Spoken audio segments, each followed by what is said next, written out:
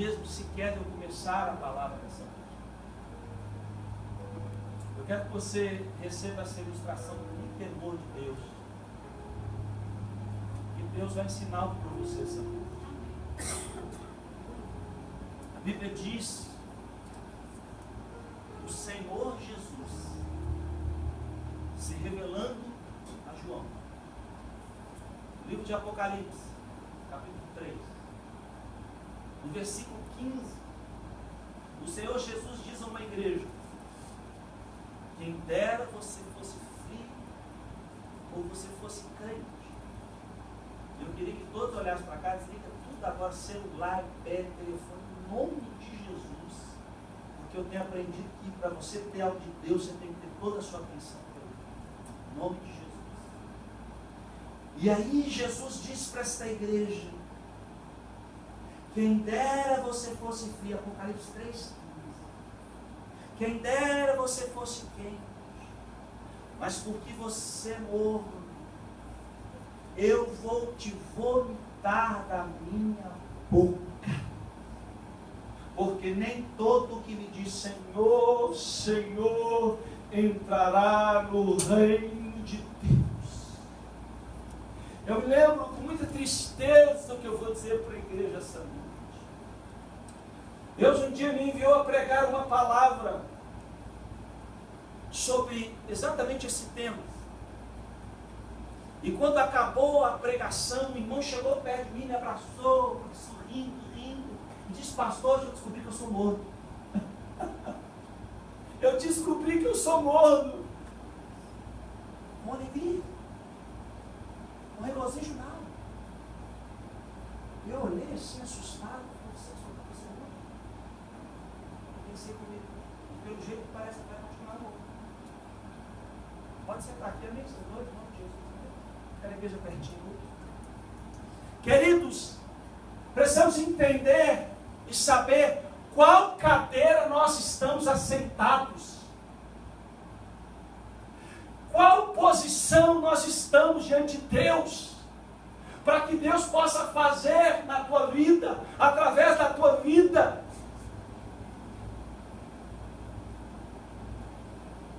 Este está enquadrado no artigo 1 de Tessalonicenses 1:8. A Bíblia diz: ai dos que não conhecem a Deus. Está enquadrado no artigo 1 de Tessalonicenses 1, porque não quer nada com Deus. É conhecido por todos nós como ímpio, satanistas, homens do Estado Islâmico, pessoas que não amam a Deus, ateus, ateístas, de diversas seitas no mundo, e que você oferece a palavra para eles, eles debocham de você, eles riem de você, ridicularizam você, perseguem a você. Se pudessem, em alguns países, que não podem, mas se pudessem, te matariam, mas porque a lei do país protege os cristãos, não te matam. Estes são aqueles que o Senhor diz para esse que está sentado aqui, nessa cadeira. Jesus chega, nós podemos assim dizer, ao ápice de dizer: quem dera que você fosse um destes. Mas porque você não é quente, você um dia já foi quente, ou pelo menos já começou a esquentar sua temperatura espiritual, mas você se acostumou com o morno, você se acostumou com as coisas de Deus, você tratou as coisas de Deus, banalizando as coisas de Deus. E aqui é uma pessoa que se encontra no artigo 1 também de Tessalonicenses, quando o Senhor diz que estes por castigo padecerão eterna perdição, banidos da face do Senhor. Por quê? Quais dois pecados destes dois? Estes não conhecem a Deus, e esse não obedece o Evangelho. Fala do Evangelho, prega do Evangelho, canta do Evangelho, tem cargo na igreja, entrega papel, faz evangelismo, mas o coração dele é dividido, half and half. Metade para as coisas do mundo, metade para as coisas de Deus. Metade para os prazeres da carne, metade para os prazeres do Espírito. Anda cocheando entre dois pensamentos, sem saber que isso lhe custará a sua própria alma na eternidade, porque cogitou andar em caminhos que parecia ser bom, mas o final dos caminhos eram caminhos de morte. Este vem na igreja e se assenta e começa a ver Facebook quando o pregador está pregando. Este se assenta na igreja e começa a mandar text message, receber text message, porque recebe no seu coração as coisas de Deus, mas também as coisas da carne. Esse pega o WhatsApp e começa. Irmãos, eu conheço um pastor que há muitos anos atrás, quando inventaram o microfone sem fio, uma igreja de 1000 membros, ele foi andando e pregando, andando e pregando, andando e pregando, andando e pregando, andando e pregando. Quando ele chegou lá em cima na galeria, na última fila, ele disse para uma moça assim: não dá os seus chicletes, respeita a casa de Deus. Tem gente que perdeu o respeito. Tem gente que trata a igreja de Deus como um botequinho de segunda categoria. Estes brincam com o evangelho tão perto da salvação, mas também tão longe dela. Porque o seu coração dividido não deixa ele enxergar a realidade de que a eternidade de fogo eterno, se ele não se arrepender, se ele não fizer com que o que Jesus disse hoje uma realidade, olha aonde você caiu. Esse é o famoso crente pré-histórico. Na minha igreja lá no Brasil, com o meu pastor lá no Brasil, com o meu ministério lá com a minha banda lá no Brasil, é o famoso crente pré-histórico. Ele não vive aqui e nem vive aqui. Ele fica cocheando entre dois pensamentos. Esse é o famoso crente ficção científica. Ele não está nem no passado, nem no presente. Ele está projetando a vida dele, como se ele soubesse que o dia de amanhã viria sobre ele. Mas esse, eu espero que sinceramente eu esteja falando para esse tipo de pessoa esta noite. O seu coração bom e obediente ama a Deus, ama as coisas do Espírito. Hoje eu estava vendo meu filhinho sair e dando um abraço em cada um de vocês na rua. E Deus começou a ministrar na minha vida: filho, se o meu povo que se chama pelo meu nome não se tornar como uma criança dessa, ingênua, sem maldade, sem malícia, não serão salvos nem arrebatados. É exatamente aqui que Deus me quer, que Deus te quer, porque pelos frutos. Eu posso falar o que eu quiser, posso falar tagarelices, posso me glorificar, posso o que quiser. Deus conhece a palavra, a intenção antes dela ser. Então Deus falou comigo assim: ministra para o meu povo, para a minha igreja, que o lugar que eu quero ver eles assentados é aqui, é onde aqui o diabo não pode roubar a palavra, aonde aqui a riqueza não pode sufocar, aonde eles não olham nem para a esquerda, nem para a direita, nem para trás, eles olham firmemente para mim, o autor e consumador da fé, da vida, da minha salvação que eu tenho para eles. Então é aqui que Deus te quer sentar. Deus não te quer passeando ali. Diga para quem está do seu lado: Deus não te quer passeando ali. Fala assim, longe de você. Fala assim: Deus não te quer sentado aqui. Fala assim: longe de você. Porque esses dois. Fala assim: porque esses dois. Deus tem preparado um caminho para eles. Não é um caminho. Eu quero deixar essa introdução dessa noite, que nem a introdução dessa palavra. Não é nem a introdução dessa palavra que nós vamos pregar agora. Mas é para te alertar. Por quê, pastor? Não vou falar de você não. Vou falar de mim.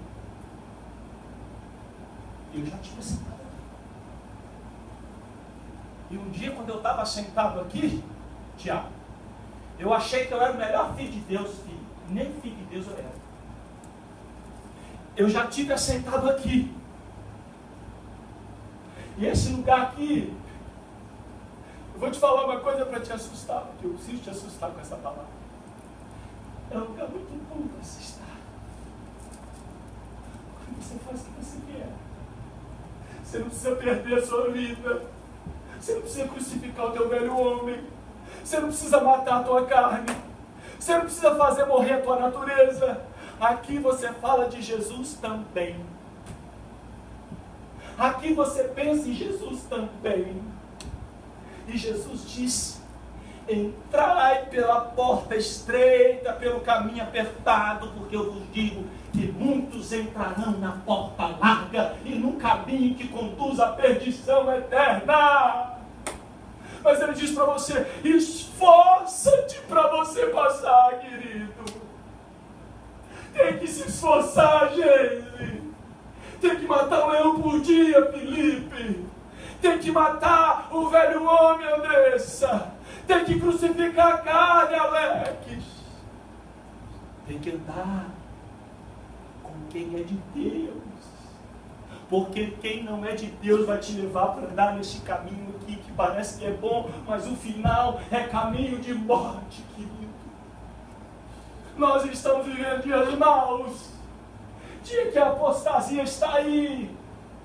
Dia que a frieza espiritual está aí. Que o amor de muitos tem se esfriado. Estão sentados aqui pastores, ministérios, igrejas em toda a face da terra. Estão muitos assentados aqui, vivendo um caminho, indo a passos largos para o inferno de fogo. Porque nesse caminho aqui, você não precisa morrer. Volto a repetir, você não precisa crucificar a tua vida. Você pode falar de Jesus também. E fala de outras coisas, porque a boca fala, baixa o coração. Você pode pensar em Jesus também, mas você pode pensar em outras coisas. Afinal de contas, você é livre. A Bíblia não diz isso. A Bíblia diz para nós pensarmos nas coisas que estão lá do alto. A Bíblia não diz para buscarmos as coisas da terra. A Bíblia diz para buscarmos as coisas lá do alto, onde Cristo está sentado. Então eu me assusto quando, alguns anos atrás, Deus me usa para pregar, para ministrar uma palavra. Eu nem dei essa ilustração, porque Deus mandou dali agora. E alguém me abraça, sorrindo e fala: pastor, eu descobri que eu sou morno. Sorrindo, alegre, porque realmente é essa condição de morno. Sabe qual a canção que o morno canta 24 horas por dia? Escuta isso, irmãos. Inconscientemente, a batida da música do coração dele é: tem nada a ver, isso é normal. Eita coisinha que faz câncer. Tem nada a ver, isso é normal. Eita coisinha que faz câncer da mão. Essa música que ecoa na alma de uma pessoa que está sentada. Qual cabelo estamos assentados? Isso vai depender do que vai passar a nossa eternidade. Qual o nosso lugar? A nossa posição? Sabe por quê? Eu amo meu Deus, porque há um versículo da Bíblia que eu amo, fala assim: Deus só corrige aquele filho que ama. Se nós estamos sem exortação, nós não somos filhos, somos bastardos. O salmista diz: foi por eu ter sido afligido. Sabe por quê? Porque a maioria de nós, sem exceção, eu vou repetir de novo, a maioria de nós, você e euzinho da Silva Saulo, quando está tudo bem, quando está tudo bom, a maioria de nós não quer saber de pagar o preço de santidade, não quer saber de buscar Deus em espírito e em verdade. A maioria de nós se acomoda guarda, a maioria de nós abaixa a guarda, e com o diabo você não pode nunca baixar a guarda, porque ele não brinca de ser diabo, ele veio para matar, roubar e destruir, e as vidas estão lá fora esperando a sua atitude de fazer discípulos, de levar eles ao conhecimento da verdade, da glória de Deus. É você o instrumento de Deus nessa cidade. Deus não te tirou do Brasil ou de qualquer lugar deste mundo para te fazer rico aqui nessa terra. Lê do engano de Satanás. Deus te tirou da sua casa, da sua parentela, para você fazer a diferença como Abraão fez. Amém. Pai da fé. Ele podia bater no peito e dizer: olha, eu prefiro estar no meio do deserto com Deus do que nas campinas do Jordão, como o sobrinho dele ficou e pereceu. É preciso você passar perto. Você tem dificuldade. Você tem um prato de alface na mesa, como o Provérbios diz. É melhor eu ter um prato de hortaliça na minha mesa, de alface, tomate, do que ter um boi cevado na minha mesa, onde não há paz de espírito. Porque a paz de espírito é proeminente do Senhor. Jesus é o príncipe da paz. E quantas são as pessoas que se dizem cristãs nessa vida, que dizem que tem paz, mas quando você entra nas suas casas, pode ter o que quiser na televisão, mas não há paz naquele lugar, porque o príncipe da paz, ele está batendo. Eis que eu estou à porta e bato. Se alguém ouvir a minha voz, eu entrarei na vida dele, na casa dele, farei morada nele, e eu e o Pai viveremos nele. Mas há um alto preço. Você não pode, eu não posso estar sentado na cadeira do forno, na cadeira do frio, muito menos. Precisamos estar aqui, na cadeira do quente, que é louco por Jesus, que é fanático por Jesus, que é doente por Jesus, que pode faltar qualquer coisa na vida dele, na mesa dele, mas não possa faltar um segundo sequer de Jesus, porque senão ele perece, ele morre. Ele não vive sem Jesus. Eu sempre falo dessa placa, o Espírito da América.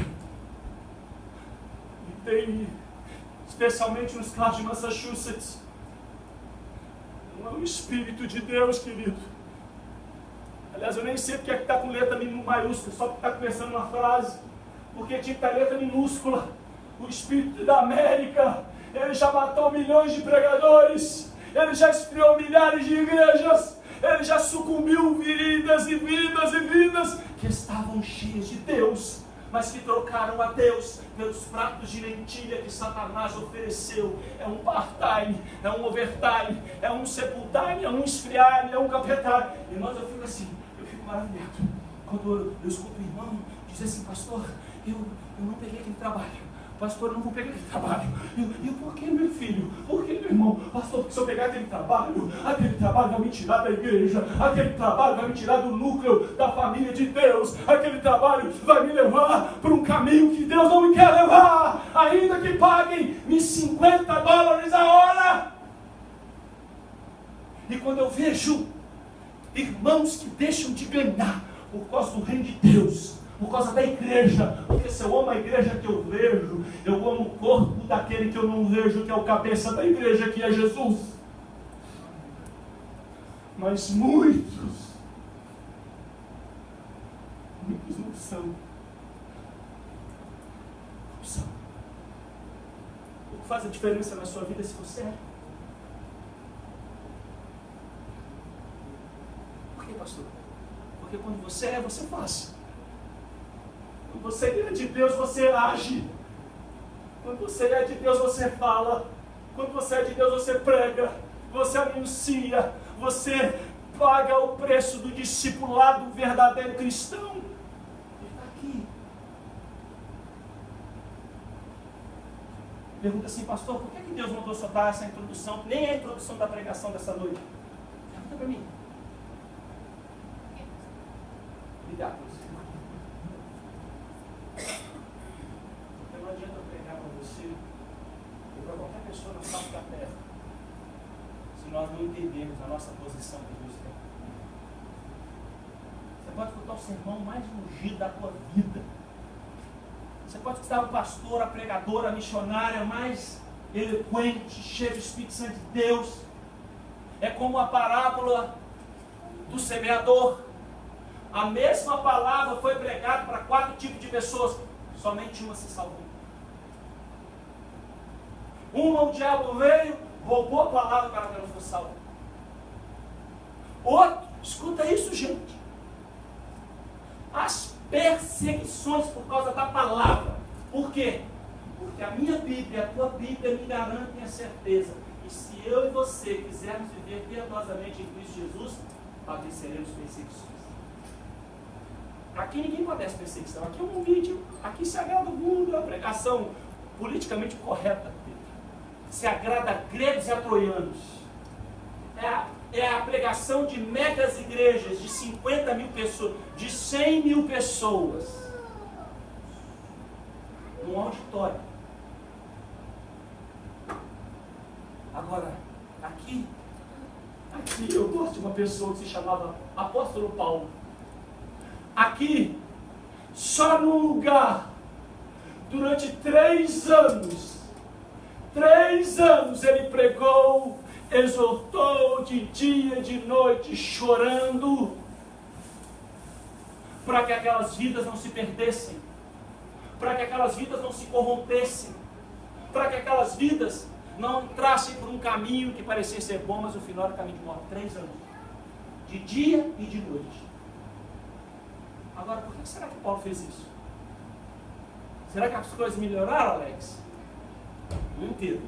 Será que a coisa era pior na época de Paulo? Hoje está tranquila?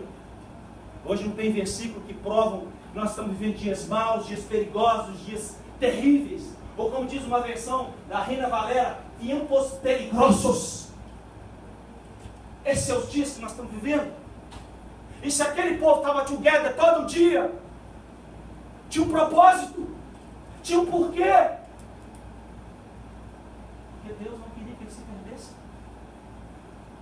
Porque Deus não queria que eles voltassem para trás, retrocedessem.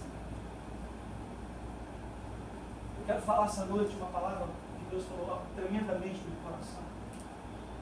Sobre santificação. Eu queria que você abrisse a sua Bíblia no Salmo 93, versículo 4. Salmo capítulo 93, versículo 4.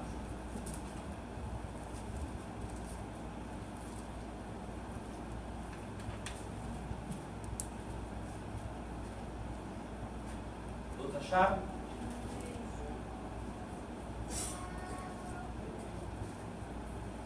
Aleluia. Mas o Senhor nas alturas é mais poderoso do que o ruído das grandes águas e do que as grandes ondas do mar. Muito fiéis são os seus testemunhos. A santidade convém à tua casa, ó Senhor, desde agora e para sempre. Fala assim, desde agora e para sempre. O que é que Deus está querendo ensinar aqui com essa palavra? Para a sua vida e para a minha vida. Santidade. Obrigado. Quem falou santidade?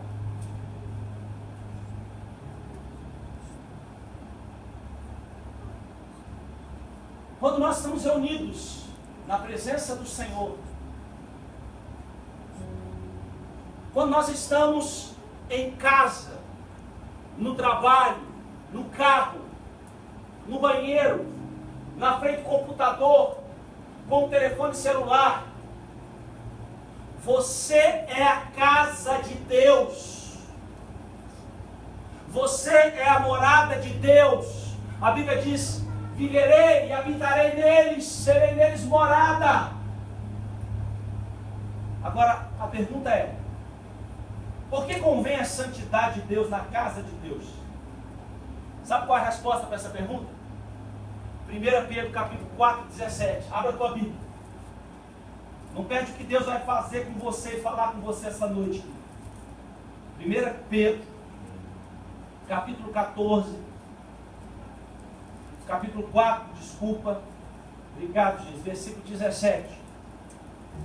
Por que, vou repetir a pergunta, por que convém a santidade de Deus na casa de Deus? A resposta está aqui. Escute, diga-se comigo, eu vou falar, você vai repetir, amém? Porque já é tempo que comece o julgamento pela casa de Deus. E se primeiro começa por nós, qual será o fim daqueles que são desobedientes ao Evangelho de Deus? E se o justo, apenas o justo, se salva, onde aparecerá o ímpio e o pecador? Olha aqui, deixa Deus falar com você aqui. Abra as entranhas da sua alma. Deus está falando aqui, ó. Se apenas o justo se salva. Esse aqui representa a casa de Deus. Aonde vai comparecer o ímpio? A resposta é: vão comparecer nas labaredas do fogo do inferno por toda a eternidade. Fala assim, meu irmão, dorme com esse barulho. Aonde vai comparecer? O ímpio que está sentado aqui, que é o frio, o pecador, que é o morto. Obrigado, Espírito Santo. E se apenas o justo se salva, você está entendendo como é que a coisa não vai ser? Que a gente levar um evangelhozinho light, um evangelhozinho de bater o cartãozinho domingo à noite, de fazer uma oraçãozinha de 5 minutos antes de dormir, na hora de acordar, de ler um versículo da Bíblia, mas não ter uma vida de devocional diária, constante com Deus, uma vida de ser separado, ser consagrado a Deus. O que é ser santificado? O que é ser separado? Essa palavra agiasmos no grego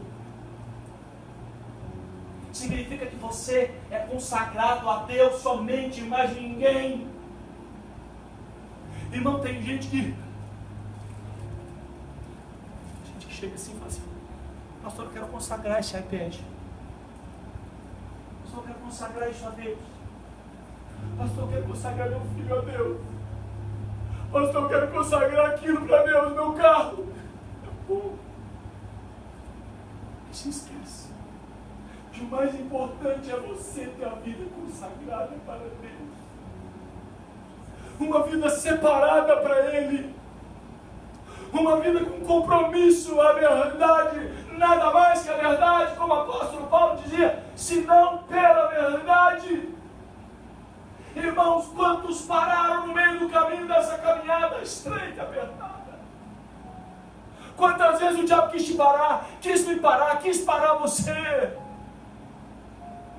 Ele não desiste de tentar de parar a tua alma, a tua vida, para que você olhe para a circunstância. Deus não te chamou para olhar para a circunstância, Deus te chamou para olhar para Ele.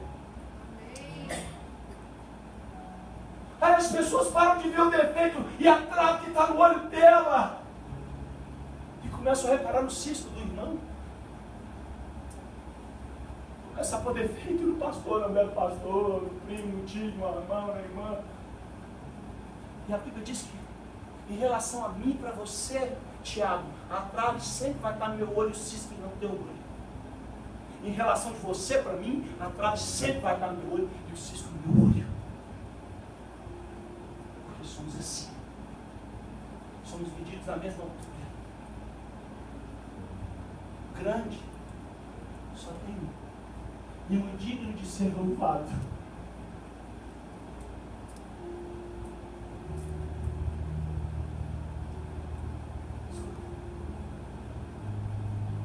Enquanto a grande maioria das pessoas está cada vez mais e mais com as suas mentes impuras, é só você pegar a televisão, internet, em seus desejos pecaminosos, muitos estão andando assim.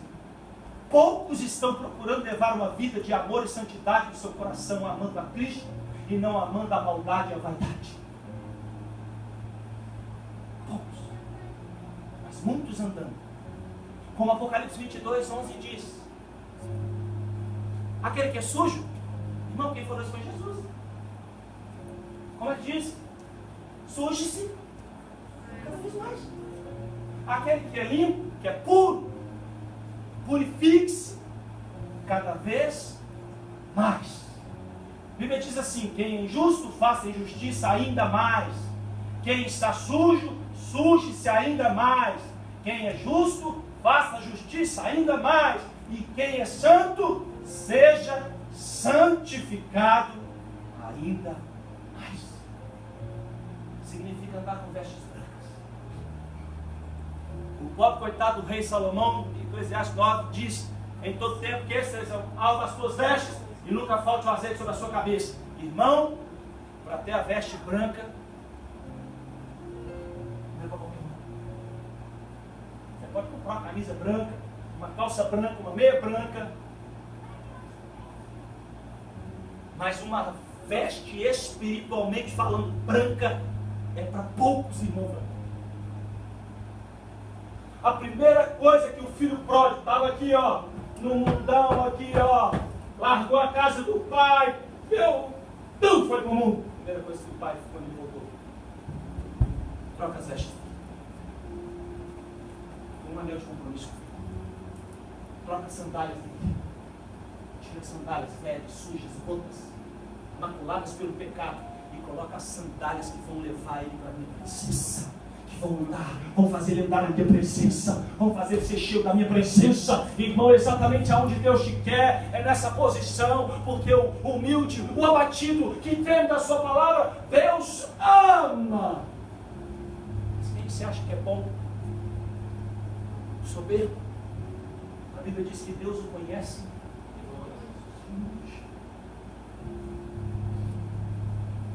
Gente, quanta gente soberba no nosso meio. Quanta gente acha que é o melhor dos melhores, e acha que é o bambambam, a última Coca-Cola do deserto.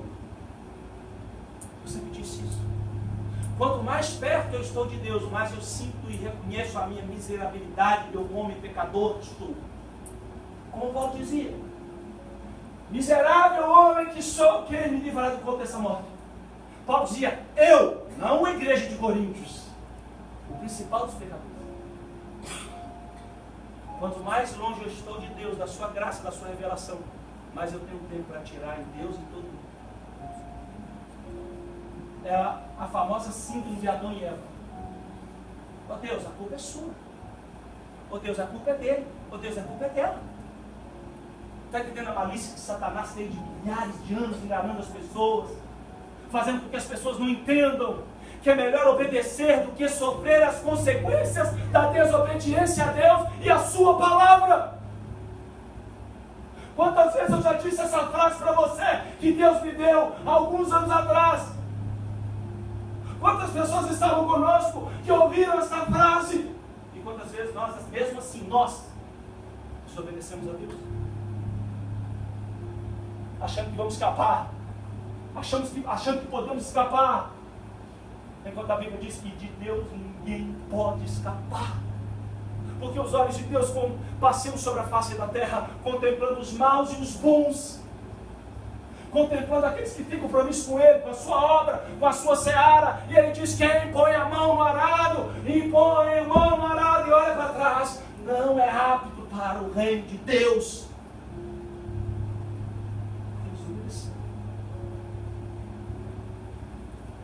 Falando em vestes brancas também, Apocalipse 3, a primeira coisa que o Senhor Jesus falou para aquela igreja foi: tem alguns poucos que andam com vestes brancas. Vamos ler esse versículo?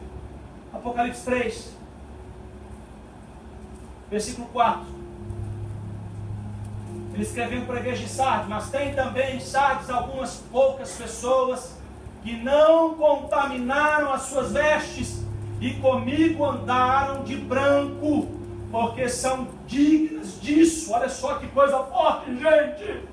Há umas pessoas, não muitas, que não contaminaram as suas vestes, são brancas, porque elas são dignas de ter essa roupa branca. Ao que vencer será vestido de vestes brancas, e de maneira nenhuma arriscarei o seu nome do livro da vida, e confessarei o seu nome diante de meu Pai e diante dos seus anjos. Quem tem ouvidos ouça o que o Espírito Santo de Deus diz às igrejas. Qual é a característica dessa pessoa? Andou de branco. Santidade, pureza, consagrado a Deus, separado a Deus.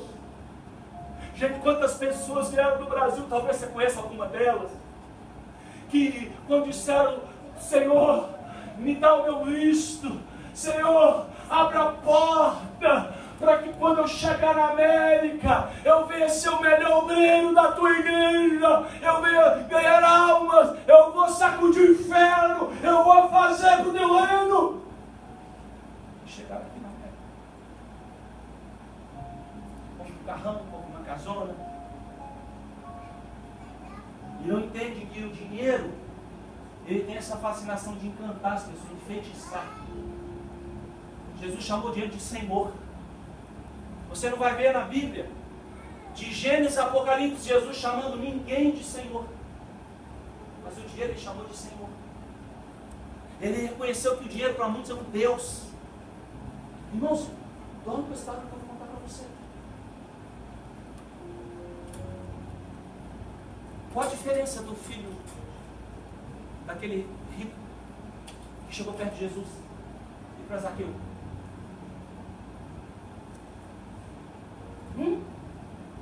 O rico chega para perto de Jesus. Escute.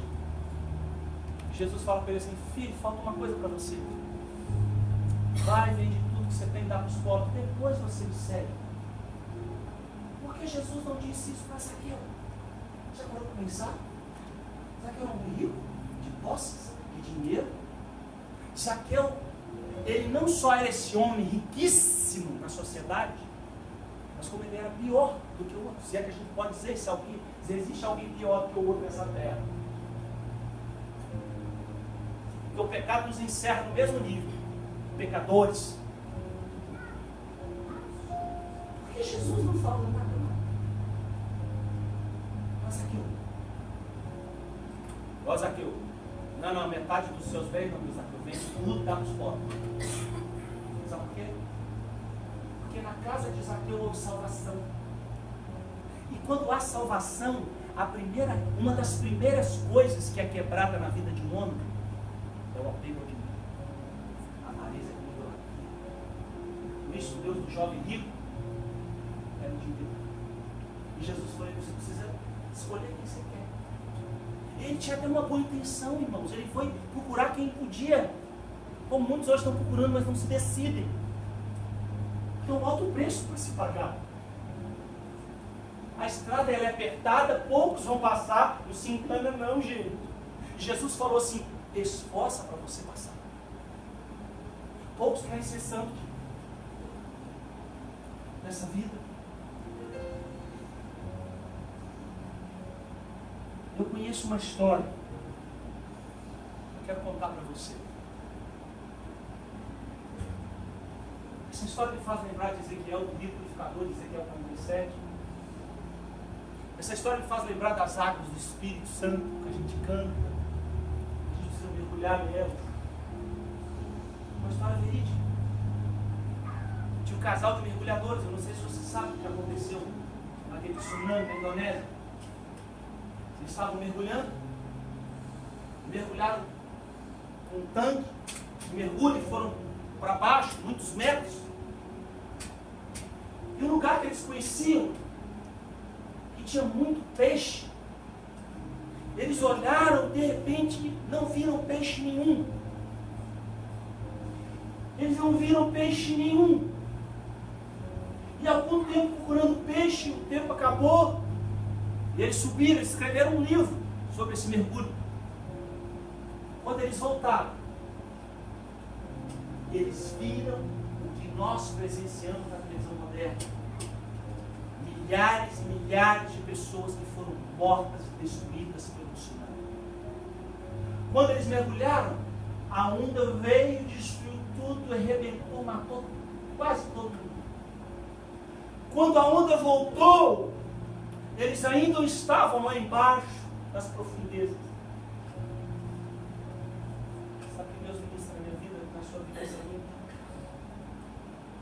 Só um lugar seguro para você. É nas águas do Espírito de Deus. É nas profundezas das suas águas. Lá você não vai ver a destruição que vai acontecer a essa geração, a esse mundo perdido. Lá você está conectado somente com Deus e não vive nas águas do pecado que outrora eu e você vivíamos nelas.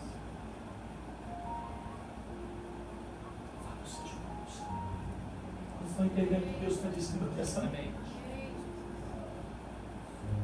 Jesus disse em João 17:17, santifica-os na tua palavra, a tua palavra é a verdade. Então você precisa mergulhar nessas águas, você precisa beber dessas águas, você precisa se lavar dessas águas, você precisa se purificar dessas águas, para que nunca você se sente aqui como um dia eu já me sentei. Para que você nunca esteja aqui como um dia eu já me sentei. Eu não sei se você já esteve aqui e aqui, mas eu te digo que eu já estive sentado nesses dois assentos. Pela misericórdia de Deus, Deus me tirou desse lugar de morte. Para a glória, a honra e o louvor do Santo. Eu quero falar para você. Porque é preciso haver santificação na casa de Deus. É uma pergunta. Você precisa refletir. Por que eu preciso ser santo? Por que você precisa ser separado? Por que você precisa ser consagrado? Por que você tem que ser um homem e uma mulher cheia do Espírito Santo de Deus, na plenitude do Espírito? Porque exatamente o Espírito Santo de Deus, quem te santifica e me santifica. Há dois instrumentos, melhor dizendo, eu não vou chamar o Espírito Santo de duas coisas que não tem como. Há duas maneiras de você ser santificado: pela palavra ou pelo Espírito Santo de Deus. É Ele que me convence do pecado, da justiça e do juízo. É Ele que agora, escutando essa palavra que Deus está ministrando na minha vida, está dizendo para mim assim: Geraldo, presta atenção no que eu estou falando com você, Geraldo. Geraldo, estou usando esse microfone para falar bem alto para você escutar, para o teu homem espiritual atentar e para o teu homem carnal morrer, Geraldo. E porque eu te amo, Geraldo, e porque eu quero você, Geraldo, na eternidade comigo, eu tenho que te dizer: seja santo, seja consagrado, seja separado, seja meu, totalmente meu. Maria, João, Tiago, Pedro, Sidney, Marvin, seja separado. Primeira coisa, porque eu preciso ser santo. Porque sem a santificação, ninguém verá a Deus. Nós estamos cansados de recitar esse versículo. Nós já temos que saber meio de cor. A pastora falou hoje o versículo aqui.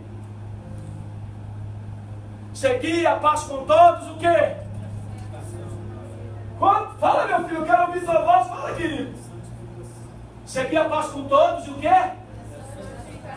Por quê? Por quê? Sem a qual não tem exceção ninguém na face da terra, que já passou, que está passando, que vai passar nessa terra. Sem essa santificação ninguém verá Deus. Sabe o que está falando aqui? Vai ser condenado ao fogo da terra. Vai ser jogado no lago de fogo de Apocalipse. Pode até ter tido, escuta, o nome escrito no livro da vida, mas resolveu mudar. Resolveu alargar um pouquinho as coisas e levar o evangelho light, o evangelho fácil, o evangelho que não tem nada a ver. Isso é normal. Essa coisinha que faz crente se matar.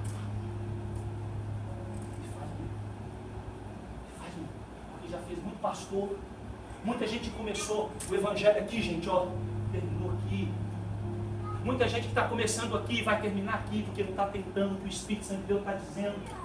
Não tá. Irmãos, a Bíblia fala assim, Hebreus 2, como escaparemos nós se negligenciarmos uma tão grande salvação? Como vamos escapar? É impossível. Fala para quem está do lado assim, irmão querido, fala assim, é impossível. Não tem jeito. Por que eu preciso ser santo? Segunda coisa, porque é o mandamento do Senhor. Levítico 27, anota aí que nós vamos pegar uma metralhadora de Jeová para você agora. Santificai-vos e sede santos, pois eu sou o Senhor vosso Deus. Pedro lá na sua carta diz, sede santos, porque eu sou santo. Sabe o que Levítico está falando aqui? Seja kadosh, porque ele é kadosh. Irmãos, uma vez perguntaram para uma mulher perguntou por isso, vem cá, mas Zacarias fala que ele purifica a prata, e aí ela ficou curiosa, foi no Orives e perguntou assim, querido, Orives, eu posso ver você fazer a prata purificar? E aí ela sentou do lado do homem que estava purificando a prata, ele botou a prata no cadinho e ligou o maçarico embaixo, e o fogo começou a queimar aquela prata. E aí ela falou assim, posso fazer uma pergunta? Ele falou, pode. Como é que você sabe que a prata está pura? E ele disse assim, quando eu olho e vejo meu reflexo, quando é que Deus te vê santo, consagrado? E quando olha para você, ele vê mais um que é meu, mais um discípulo que é meu, não se corrompeu, não se vendeu, é santo, é kadosh, porque eu sou kadosh. Pedro fala na sua carta, seja agiasmos e outras traduções no grego, seja consagrado, seja separado de tudo aquilo que não é de Deus, de tudo aquilo que não presta. Pode vir floreado, pode vir maquiado, não é de Deus, não serve para você. Todos podem, mas você não pode. Tudo eu posso, mas nem tudo é lícito. O que não me edifica, eu não vou querer. O que não te edifica, você não pode querer, querido. Terceira coisa, por que eu preciso ser santo? Para ver as maravilhas do nosso Deus no nosso meio, tem que haver santidade, não de palavra, não de falar, mas de atitude, de ações. Como aconteceu com Zaqueu. Se eu ter defraudado alguém, eu vou lá, vou pedir perdão, vou sentar aqui. O que fala Josué 3,5? Disse Josué também ao povo, santificai-vos, porque amanhã fará o Senhor maravilhas no meio de vós. Querido, deixa eu dizer uma coisa para você, hoje o povão não quer se santificar. Hoje o povão quer Jesus como Papai Noel, para entregar a minha bênção, para entregar a minha vitória. Hoje o povão só quer a mão de Deus, mas são poucos os que querem a face de Deus. Estamos vivendo uma triste realidade nas nossas gerações. Por que é que eu preciso ser santo, pastor? Porque Deus te chamou para a santificação. 1 Tessalonicenses capítulo 4, versículo 7. Porque Deus não nos chamou para a imundície, mas para a santificação. Sem a qual ninguém tem no céu. Deus chamou você para ser imundo, que é impuro. Deus não chamou você para te dividir com o mundo. Tiago bem fala, Tiago 4,4, infiéis, adúlteros e adúlteras, não compreendeis que a amizade com o mundo é inimizade contra Deus? Portanto, qualquer, está falando aqui para você, qualquer um que quiser ser amigo do mundo, constitui-se,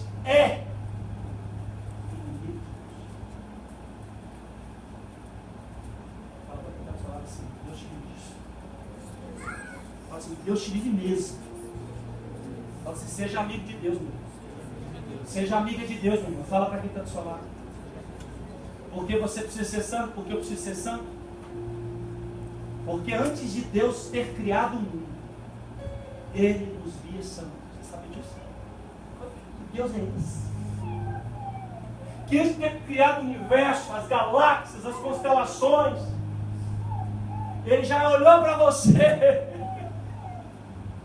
E Ele via você santo. Ele via você no kadosh dele, no agiasmos dele. Porque Deus amou o mundo de tal maneira que deu seu Filho unigênito para que todo aquele que nele crê não pereça, mas tenha vida eterna. Mas João 3,19 diz que a luz veio ao mundo e os homens amaram mais as trevas do que a luz, porque as suas obras eram más. Não quiseram a glória de Deus, quiseram a glória do homem. Porque eu preciso ser santo. Efésios capítulo 1, versículo 4 diz assim: como também Deus nos elegeu nele antes da fundação do mundo, para quê, irmãos? Para que fôssemos santos e irrepreensíveis diante dele em amor. Pastor, como é que uma pessoa pode ser santa e irrepreensível diante de Deus, que é santo, 3 vezes santo? Obedecendo a tua palavra, sendo guiado pelo Espírito Santo de Deus, não andando nas paixões da carne, vivendo na obediência do Evangelho que nos é requerido, na fé da obediência. Quando Deus criou o universo, Ele não sabe você. Livre-arbítrio, eles vão me amar. Por livre escolha eles vão me obedecer. Por livre-arbítrio eles vão obedecer a minha palavra, o meu Evangelho. E a palavra que santifica eles vão torná-los santos. Porque o meu Espírito vai habitar neles e vai guiar eles. Eles vão ser santos. Não porque eles são bons, porque é bom supremo, o Pai. Mas porque eles são obedientes. Porque eu preciso ser santo, pastor. Porque a vontade de Deus é a nossa santificação. A gente fala assim: ai, pastor, ora por mim. Eu preciso saber qual a vontade de Deus para a minha vida. Querido, a primeira vontade de Deus para a sua vida, você tem que entender que ela é ser santo. Pastor, santo aonde? Santo no olhar, no ouvir, no falar, no agir, no andar, no sentir, no pensar. É como aquela música Frutos dos Lábios, em 1980 e poucos. Vem controlar todo o meu ser, vem dirigir o meu viver, o meu pensar, o meu falar, o meu sentir e o meu agir. Essa é a ordem. É nesse sentido que Deus quer fazer kadosh, que Deus quer te fazer ágil. E para você agir debaixo dessa palavra, entender quem você é no plano de Deus para a tua vida, quem você é no reino de Deus, para que você possa fazer a diferença, como Paulo diz, no meio de uma geração corrompida e pervertida, que é distante de Deus, que não quer saber das coisas de Deus, quer saber de estar aqui, ó, sombra e água fresca. O que é que eu vou ganhar? Qual é o meu salário?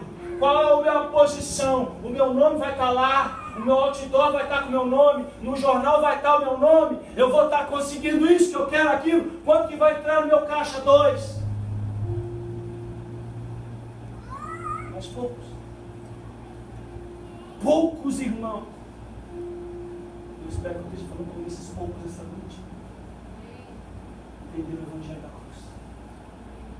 Entenderam que para ganhar precisa perder. Ele nos elegeu antes da fundação do mundo, para que fôssemos santos e irrepreensíveis diante dele, amor. Por que eu devo ser santo, pastor? Porque essa é a vontade de Deus para a nossa vida. 1 Tessalonicenses capítulo 4, versículo 1. Abra comigo a sua Bíblia, nós vamos ler esse texto todos juntos agora. Quero que você acompanhe por gentileza. 1 Tessalonicenses 4, 1.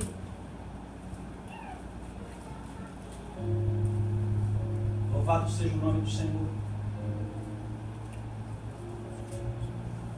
Finalmente, irmãos, Paulo está falando a coisa mais importante para eles prestar atenção.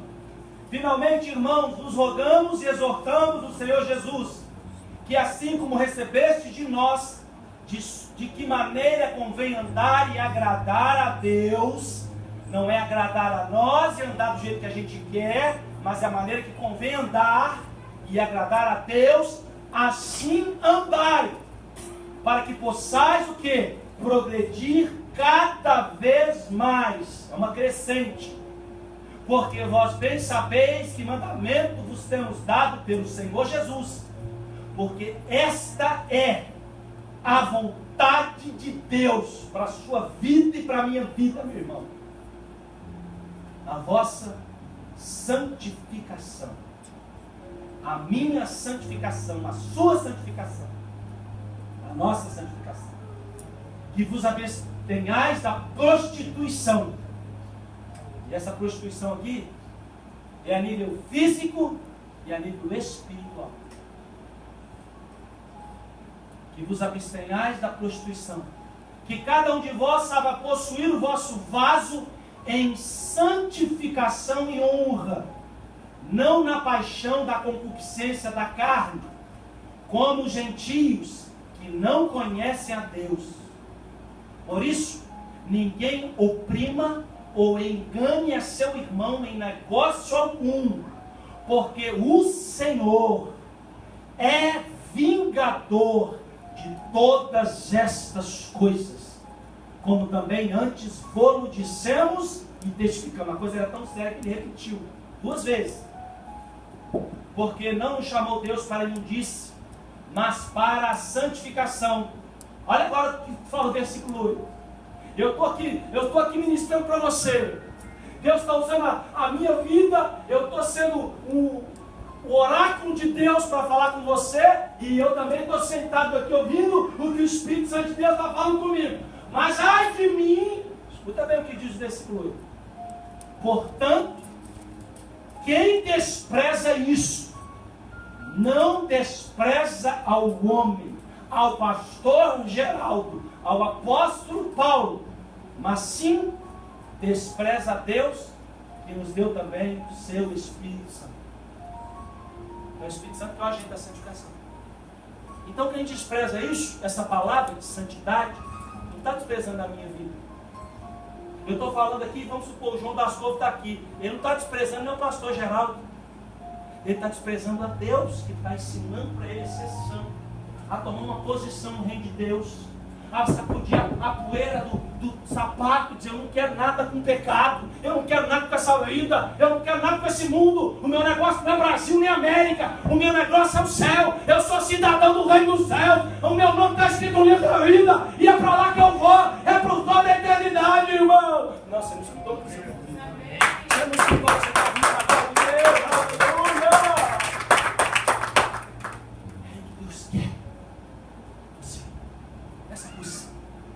Pastor, por que eu tenho que ser santo? Porque fomos chamados para sermos santos. Romanos 1,7 diz assim: a todos os que estão na igreja em Roma, são amados de Deus e chamados para serem santos. A vocês, graça e paz da parte do nosso Deus, do nosso Pai e do Senhor Jesus Cristo. Esse é o chamado da igreja. A igreja de Roma, a igreja de Uster, a igreja do Brasil, a igreja da América. Qual é o chamado do seu, meu irmão? A gente não sabe qual é o chamado até hoje. Vê para o Evangelho. Pastor, qual é o meu chamado? O seu chamado é ser santo. O seu chamado é você estar na posição que Deus te quer, onde Deus te quer, no lugar que Deus te quer, dando fruto, vivendo a presença dele. Bem, querido. Olha o que Paulo disse em 1 Coríntios 1,2. Abra sua Bíblia depois de Romanos. 1 Coríntios 1,2 diz assim: a igreja que está em Corinto, olha que coisa linda, gente, meu Deus do céu, aos santificados em Cristo Jesus, chamados santos, com todos os que estão em todo lugar e invocam o nome do Senhor Jesus Cristo, Senhor deles e nosso. Deixa eu dizer uma coisa para você: quem inventou essa invencionice de igreja batista, de igreja Assembleia de Deus, foi o homem. O único nome que foi dado aos irmãos na igreja primitiva era santos e cristãos da igreja de São Paulo. Santos. Por quê? Porque eles são separados. E aí, querido, há uma coisa que a gente não pode brincar com redundância espiritual, que é coisa séria. A coisa aperta aí, mas aperta aqui. Aliás, a coisa aperta muito mais aqui do que aí. Diga-se de passagem. Quem está entregando o recado de Deus, a quem muito é dado, muito vai ser cobrado. Há uma coisa que não pode acontecer na tua vida, nem brincando. É você brincar como você pode brincar. E eu vou te ilustrar, porque o Espírito Santo está aqui ensinando na minha vida. E eu estou igual uma esponja que fala, que o teu servo ouve. Eu não sei se todos estão nesse nível, mas eu estou, querido. Porque eu não posso sair dessa porta, dessa reunião dos santos, da maneira que eu entendo. Isso é muito melhor. Eu posso ter chegado aqui ótimo, mas com a presença de Deus, ela vai fazer melhor. E onde tem 2 ou 3 reunidos, Deus está presente. É uma certeza que você tem quando você vem aqui e está com a gente, ou nos cultos dos lares. Por isso que eu boto tantos cultos nos lares também. Escuta. Há uma história, eu quero que você preste bastante atenção nessa história. De um domador de cobras. Pega ele para o Fabrício. Me ajuda aí, querido, para ninguém distrair com ele. Escuta, presta atenção. Há uma história de um domador de cobras. E esse domador de cobras tinha uma jiboia gigante, enorme, de vários metros. E esse domador de cobra, ele era a atração do circo. Quando ele aparecia com as serpentes, ninguém nem piscava. E ele pegava aquela jiboia enorme, deitava no chão, e a jiboia enrolava do pescoço até o pé. Ele falava uma palavra e a jiboia soltava ele, obedecia, ele dava um toque nela. E por vários e vários anos esse homem, domador de serpente, fazia um espetáculo do circo. E onde eles passavam, nas cidades, as bilheterias eram lotadas, porque lá estava o cartaz, o domador de jiboia. E a jiboia abraçava ele. E quando ele fazia ela soltar, ela se soltava. Mas um dia, diga para quem tantos fala assim, um dia, que brinca com fogo, se quer. Aquele homem, como de costume, mais um dia ele estava deitado no chão e a jiboia começou devagarzinho a se enrolar. E começou a enrolar, e quando ela chegou no seu pescoço, ela começou a apertar. E ele começou a dizer: e ele começou a tentar levantar o dedo para pedir socorro, e todos estavam achando que fazia parte daquele espetáculo, e ele já sufocado, foi desfalecendo, foi morrendo, e quando todos perceberam, ele já estava morto, caído no chão, com um abraço da jiboia. Escute, o que uma pessoa que estava no circo disse. Ouviu-se depois disso alguém dizer ao abandonar o circo: não importa o quanto se conheça esse animal, cobra é sempre cobra. Não importa o quanto se conheça, escute,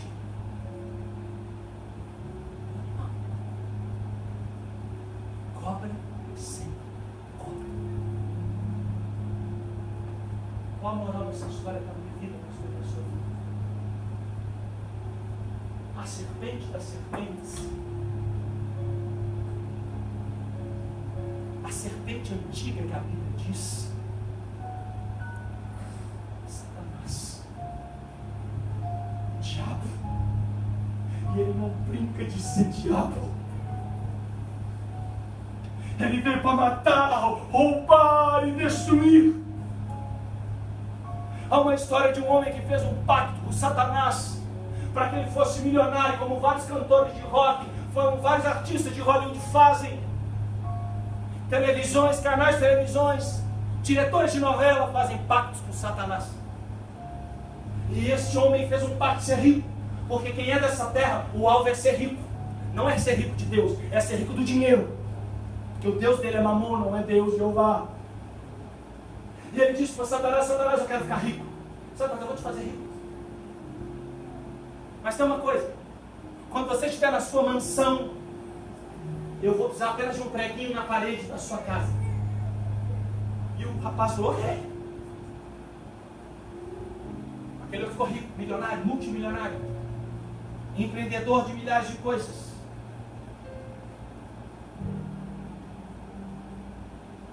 Quando ele foi dar uma festa de inauguração na casa de milhões de dólares que ele comprou, Satanás pegou um pano todo velho, sujo, cardido, mal cheiroso, e foi passando dentro dos cômodos da casa. Ele chegou na sala principal, estavam todos sentados à mesa, e pendurou aquele pano com cheiro de enxofre. Todos saíram correndo, fugidos. E a suma para a minha vida e para a sua vida é: não importa o quanto se conheça do diabo, do pecado, se pensa que é capaz de dominá-los, pecado é sempre pecado, e por fim quer te matar. Diabo é sempre diabo, e o fim dele é te matar. Se deixarmos o mal dominar uma área qualquer da nossa vida, por menor que seja, Satanás infernizará toda a nossa existência. Um abraço de morte. Quero que você coloque a pastora de uma música. Não? Levanta para ela uma música que ela vai passar para você. Fica, por favor. Eu quero